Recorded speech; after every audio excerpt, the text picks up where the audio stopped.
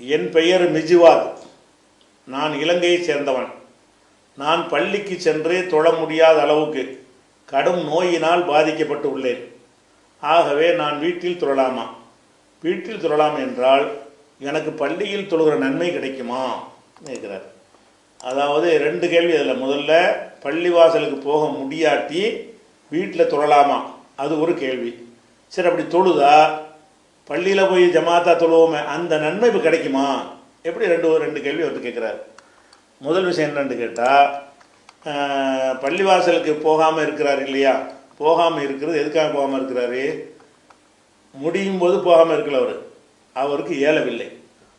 இயலாத நேரத்தில் அப்படி செய்யலாமான்னா, நபிகள் நாயகம் ஸல்லல்லாஹு அலைஹி வஸல்லம் காலத்தில் என்ன செய்கிறாங்க, ஒரு ஆள் ரசூலுல்லாஹ் சொல்கிறார், அல்லாஹ்வுடைய தூதரே, எனக்கு வயசாகி போயிடுச்சு, நான் வெளியே நடந்து வரும்போது எனக்கு பார்வை சரியாக தெரிய மாட்டேங்குது, அதனால் நான் வீட்டிலே தொழுதுக்கிறேன், நீங்கள் எங்கள் வீட்டில் ஒரு இடத்துல தொழுகை நடத்துங்க, அந்த இடத்தை நான் ஒரு பள்ளிவாசல் மாதிரி வீட்டில் ஆக்கிக்கிறேன் அப்படின்னு நபிகள் நாயகத்தை கூப்பிட்றாங்க. நபி போய் அவர் வீட்டில் போய் தொழுகிறாங்க. அதுக்கு பிறகு அங்கே என்ன செய்கிறாங்க, ரசூல் ஸல்லல்லாஹு அலைஹி வஸல்லம் தொழுதுருக்கிறாங்க. இது ஹதீஸ்கள் இருக்கிறது.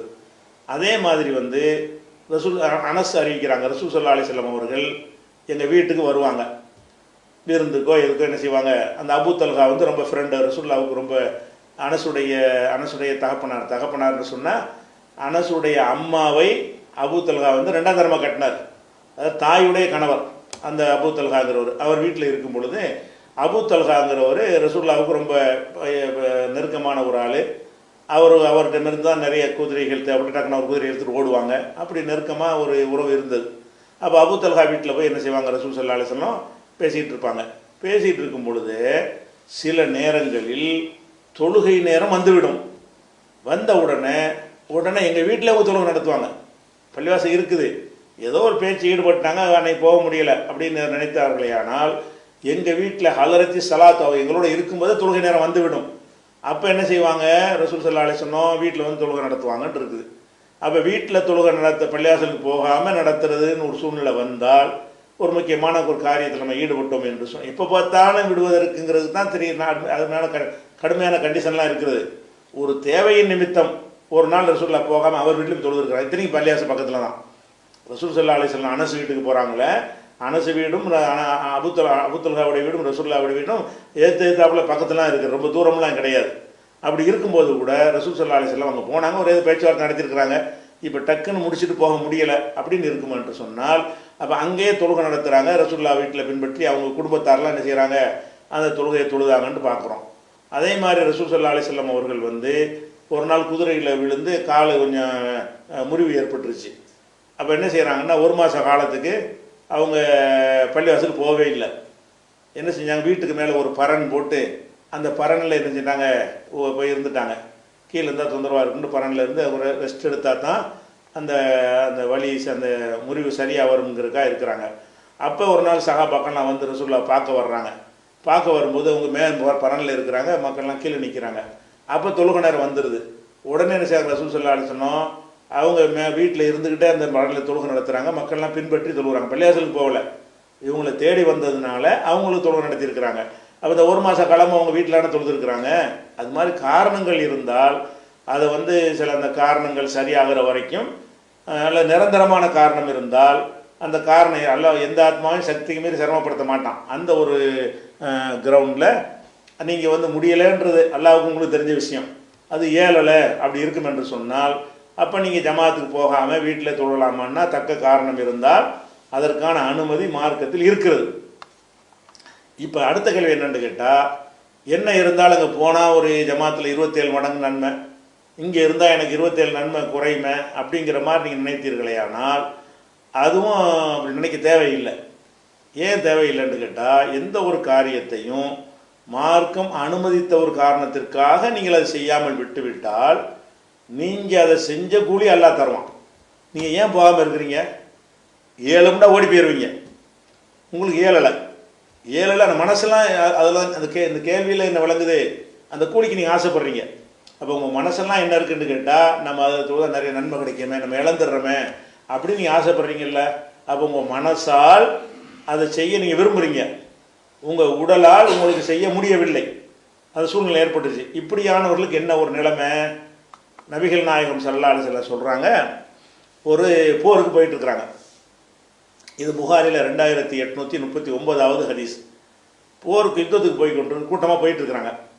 அப்போ ரசூல் ஸல்லல்லாஹு அலைஹி வஸல்லம் சொல்கிறாங்க, நம்ம யுத்தத்துக்கு போயிட்டுருக்குறோம், யுத்தத்துக்கு போனால் அதில் பெரிய கூலி, மறுமையில் பெரிய கூலிலாம் கிடைக்கும். சமுதாயத்தை பாதுகாப்பதற்காக வேண்டி, மக்கள் நலனுக்காக வேண்டி நம்ம தியாகம் பண்ணி போகிறோம், செத்தாலும் செத்துருவோம், அதையெல்லாம் பயப்படாமல் நம்ம போகிறோம் என்று சொன்னால் அது ஒரு அன்றைக்கி அது காசுக்கு சம்பளத்துக்கு வேலை செய்கிற ஆளுக்கு இல்லை கூலிலாம். அன்றைக்கி எல்லாருமே இலவசமாக சேவையாக தான் செய்வாங்க. மக்களுக்கு பாதுகாப்பு வேணும், சண்டைக்கு வர்றாங்க, அதை போய் முறியடிக்கணும் என்றால் நபிகள் நாயகமே படதிரட்டி போவாங்க, மக்கள் பின்னாடியே போவாங்க. அப்போ இவங்க போகிறதுக்கு பெரிய கூலி கிடைக்குமா இல்லையா? பெரிய கூலி கிடைக்கும். அதை பற்றி சொல்கிறாங்க, நாம் போருக்கு போயிட்டுருக்குறோம். இன்னாக்குவாமன் பில் மதீனத்தி ஹல்ஃபனா, நமக்கு பின்னாடி மதீனாவுக்குள்ளே ஒரு கூட்டம் இருக்கிறார்கள். நம்ம மதீனா விட்டு வெளியே வந்துட்டோம், வந்து அந்த யுத்தத்துக்கு போய் கொண்டிருக்கிறோம். ஆனால் மதீனாவிலே ஒரு கூட்டம் இருக்கிறார்கள். மா செலக்குனா ஷேபன் உலா வாதியன், நாம் ஒரு பள்ளத்தாக்கை ஓடையை நம்ம கடந்து சென்றோமையானால் இல்லா வஹும் ஆனாஃபிஹி, அதில் அவர்கள் நம்மோடு அவர்களும் இருக்கிறார்கள். நம்ம போருக்காக வேண்டி பள்ளத்தில் ஏறி மேட்டில் ஏறி கடந்து கஷ்டப்பட்டு போகிறோம், நம்ம தான் போகிறோம், அவங்க அங்கே தான் இருக்கிறாங்க. ஆனால் என்ன அல்லாஹ்வுடைய கணக்கில் எப்படின்னு கேட்டால் அவங்களே இப்போ நம்மளோட இருக்கிறாங்க. அவங்க இங்கே இல்லை, ஊரில் இருக்கிறாங்க. ஊரில் இருந்தால் கூட அவர்களே இப்போ நம்மோடு தான் இருக்கிறார்கள்னா அல்லாஹ்வுடைய பார்வையில் அந்த இருந்தால் என்ன கூலியை கொடுப்பானோ அந்த கூலியை கொடுப்பான்னு அர்த்தம். சொல்லிட்டு ஹபசஹுமுல் உதுரு, அவர்களுக்கு தகுந்த காரணத்தினால் அது அவர்களை தடுத்து விட்டது. இல்லாட்டி வந்திருப்பாங்க. இங்கே மனசெல்லாம் அவங்களுக்கு நம்மளோட தான் இருக்குது. அந்த யுத்தத்துக்கு போகிற நேரத்தில் அது யுத்தம் செய்ய முடியாத அளவுக்கு அதற்குரிய வாகனம் இல்லாமல் இருந்திருக்கும், அல்லது ஆயுதங்கள் இல்லாமல் இருந்திருக்கும், அல்லது வந்துக்கிட்டு உடல்நிலை சரியில்லாமல் இருந்திருக்கும். ஏதோ ஒரு காரணத்தினால அல்ல வயசான ஆட்களாக இருப்பாங்க, ஆசை இருக்கும், வர முடியாது. அப்படி ஏதோ ஒரு மார்க்கத்தில் சலுகை அளிக்கப்பட்டவங்களாக இருப்பாங்க. அதில் நொண்டியாக இருப்பாங்க, ஒரு குருடராக இருப்பாங்க. எல்லோரும் போகிறாங்க, நமக்கு போக முடியலையே குருடாக இருக்கிறனால, அப்படிலாம் பல காரணங்கள் இருக்கும். அந்த மாதிரி காரணம் இருந்தாலும் நம்மளுக்கு அந்த குருட்டுத்தன்மை இல்லாட்டி நம்மளை அதில் போய் கலந்து நம்ம கூலி அடையலாமே, நமக்கு இல்லாமல் போச்சே அப்படி ஆசைப்படுறாங்கல்ல. அப்படி ஆசைப்பட்டதுனால நம்ம போகிறோம்ல, நம்மளோட அவங்களும் வர்றாங்கன்னு அர்த்தங்கிறாங்க. ரசூல் ஸல்லல்லாஹு அலைஹி வஸல்லம் சொல்கிறாங்க, நம்ம தான் போய்கிட்டு இருக்கிறோம், அவங்க அங்கே தான் இருக்கிறாங்க, அங்கே இருந்துக்கிட்டு நம்மளோட இருக்கிறாங்கன்னா என்ன அர்த்தம்? இதே செயலுக்கான பரிசு அவங்களுக்கு கிடைத்து விடும் அப்படிங்கிறாங்க. இது புகாரியில். முஸ்லீமில் வரும்போது என்ன வருதுன்னு கேட்டால் இல்லா ஷரக்குக்கும் ஃபில் அஜ்ரி, இதே விஷயத்தை சொல்லும் பொழுது கூலியில் நம்மோடு அவர்களும் பங்காளி ஆவார்கள்.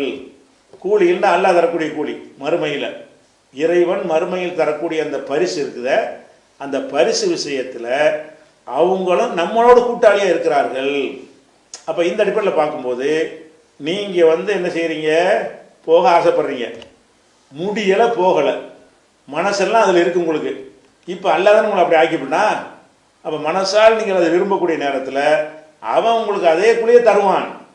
அது குறைஞ்சி போயிருப்பது, ஆகுண்டா ஆகப்போது. அல்லாஹ்வுடைய கஜானா குறைஞ்சி கணக்கு பார்க்கறதுக்குள்ளதா, அவன் உள்ளத்தை தான் பார்ப்பான். உங்கள் உள்ளத்தில் நல்ல உள்ள காரணம் இருந்துச்சுன்னு சொன்னால், நீங்கள் நல்ல ஆரோக்கியமாக இருந்தால் எதெல்லாம் செய்வீர்களோ அதெல்லாம் கூலியை தருவான்.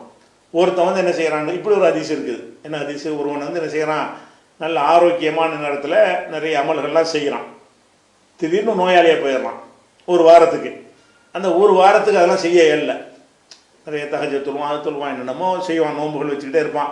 இப்படி இருந்த ஒருத்தனுக்கு ஒரு நோய் ஏற்பட்டு சில நாட்களுக்கு செய்ய முடியலன்னு சொன்னால், அந்த நோயாளியாக இருந்த காலமெல்லாம் அதை செஞ்சான்னு கணக்கு வந்துருப்பான். ஏன் நேற்று வரையும் செஞ்சான்ல, இன்றைக்கி செய்யாத காரணம் என்ன? இயலவில்லை, அதனால் செய்யலை, அதனால் அவன் செய்கிறான். அப்போ அந்த மாதிரி ரசூல் ஸல்லல்லாஹு அலைஹி வஸல்லம் அவர்கள் இஸ்லாம் மார்க்கத்தில் அப்படி நமக்கு சொல்லப்பட்டிருக்கேன். இது இறைவனுடைய மார்க்கம். சும்மா கணக்கு பார்த்துட்டு வெறுமனே வெளிப்புறத்தை பார்க்குறது மனுஷன், இறைவன் பார்க்குறது உள்ளத்தை பார்க்குறான். இவன் ஏன் போகாமல் இருக்கிறான்? அவனாக போகாமல் இருக்கிறான், நம்ம தான் அப்படி ஏற்படுத்தியிருக்கிறோம். அவனை ஊனமாக்கணும் நம்ம தானே, அவனை நோயாளி ஆக்கணும் நம்ம தானே ஆக்கியிருக்கிறோம். அப்போ நம்மளும் நோயாளி ஆக்கிவிட்டு உனக்கு இல்லைன்னா என்ன நியாயம்னு அல்லாஹ் நினைக்கிறான். அப்போ அல்லாஹ்வே அந்த மாதிரி நம்மளை ஆக்கி இருக்கும் பொழுது, அப்போ உங்களை இந்த மாதிரி போக முடியாமல் ஆக்கணும் நீங்களா அல்லவா? அல்ல தானே ஆக்கிட்டான். அப்போ அல்லவா ஆக்கிவிட்டு நீங்கள் மனசார விரும்புகிற ஒன்றை செய்ய முடியாமல் ஆக்கிவிட்டால் அதுக்கு உங்களுக்கு கூலி தருவான். அதனால் நீங்கள் வீட்டில் தொழுதாலும் அந்த கூலி தருவான். வீட்டில் நீங்கள் என்ன செய்யலாம்னு கேட்டால், சிங்கிளாக தொழுவாமல் குடும்பத்தாரையும் சேர்த்து கொண்டு தொழுதிங்கன்னா ஜமாத்து பள்ளிக்கு போகிறதுங்கிற விஷயம் தான் உங்களுக்கு இல்லாமல் போகுமே தவிர வீட்டிலேயே 27 மடங்கு நன்மை கிடைச்சி போயிருமா? ஒரு ஆள் சேர்ந்தா கூட போதுமே. ஜமாத் தொழுகைக்கு 27 மடங்கு நன்மை கிடைப்பதற்கு ஒரு ஆளோட ஒரு ஆள் சேர்ந்துக்கிட்டா போதும். ஜமாத் தொழுகையுடைய நன்மை உங்களுக்கு கிடைச்சி போயிடும். நீங்கள் அப்படி தொழுவதன் மூலமாக அந்த நன்மை நீங்கள் அடைந்து கொள்ள முடியும். இது அதுக்கு உள்ளது.